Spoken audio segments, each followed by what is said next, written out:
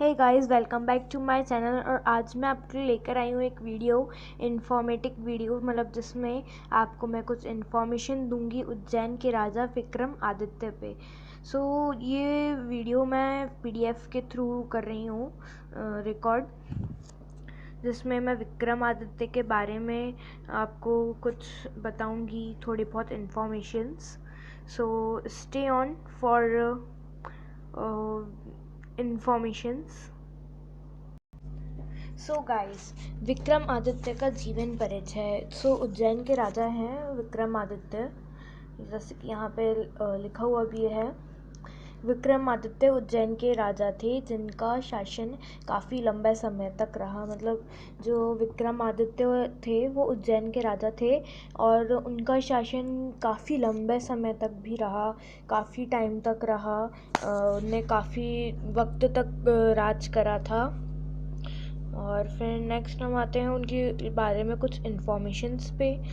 यहाँ उनके बारे में इन्फॉर्मेशन ये है कि विक्रमादित्य उज्जैन के राजा थे जो अपने ज्ञान, वीरता और उद्यमशीलता के लिए प्रसिद्ध थे। सम्राट विक्रमादित्य गर्दभील वंश के शासक थे। इनके पिता का नाम राजा गर्दभील था। सम्राट विक्रमादित्य ने शकों को पराजित किया था। उनके पराक्रम को देखकर ही उन्हें महान सम्राट कहा गया और उनके नाम की उपाधि कुल 14 भारतीय राजाओं को दी गई।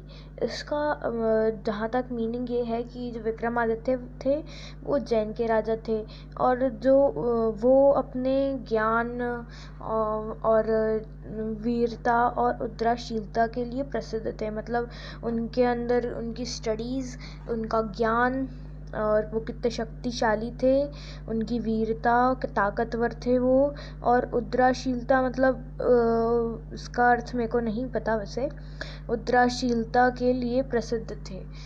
मतलब शरीर बहुत अच्छे शासक थे और हर चीज़ में उनने अच्छा शासन करा, हर उसमें वो आगे रहे और इसलिए वो प्रसिद्ध भी हुए। और सम्राट विक्रमादित्य गर्दभील वंश के शासक थे। मतलब जो सम्राट विक्रमादित्य थे वो गर्दभील वंश, मतलब उस गर्दभील समय के शासक थे जिनके पिता का नाम गर्दभील था। गर्दभिल था। तो उनके पिताजी का नाम भी गर्दभिल था और वो उनके पिताजी के वंश का ही गर्दभील वंश के शासक थे। मतलब उनके पिता का नाम गर्दभील था और वो उनके पिताजी के समय के शासक थे। सम्राट विक्रमादित्य ने शकों को पराजित किया था। सम्राट जो थे विक्रमादित्य, उनने पराजित करा था उनको। उनके नाम की जो उपाधि थी, उनके नाम कुल भारतीय 14 राजाओं को दी गई थी।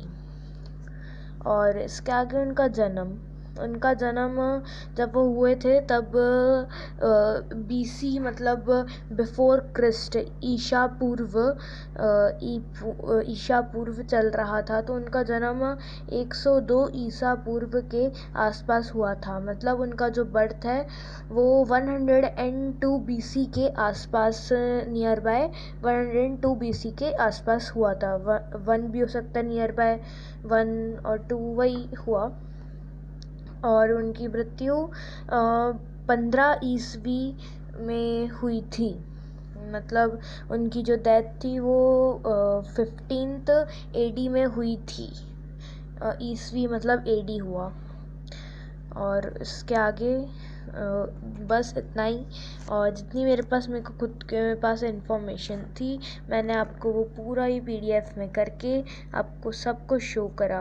और आपको अभी जल्दी एक और वीडियो आने वाला है, उसके लिए भी आप तैयार रहें YouTube चैनल पर। Do not forget to like, share and subscribe to my YouTube channel Nandini Jaju.